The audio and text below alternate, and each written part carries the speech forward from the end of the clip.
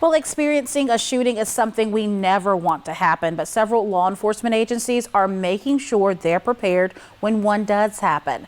41 NBC's Ariel Schiller shows us how the Washington County Sheriff's Office and other agencies are doing that.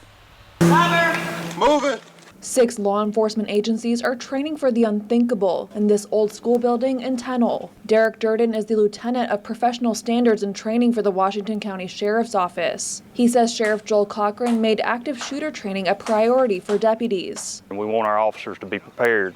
That's what this training is for, is to get them prepared to deal with such an event. According to the Georgia State Patrol Training Division, it's not a matter of if an active shooter situation will happen, it's a matter of when. These kind of threats are always present, and there's always going to be individuals that are mentally unstable looking to do damage for their own selfish purposes. So you can't say just because I live in a rural community that's never going to happen here.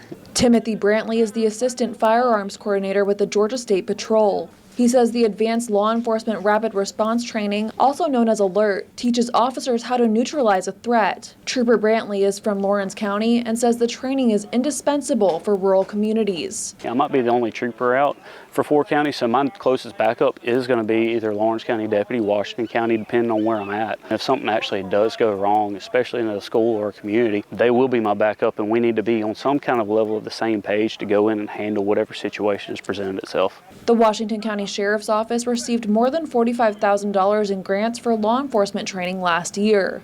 Lieutenant Durden says the active shooter training is a result of those initiatives. They also received funding to purchase a use of force simulator. Most of the training takes place in regional academies or certain places within the state. This was able to bring the training to us, so that's very valuable. It helps us with scheduling and actually getting more officers trained at one time.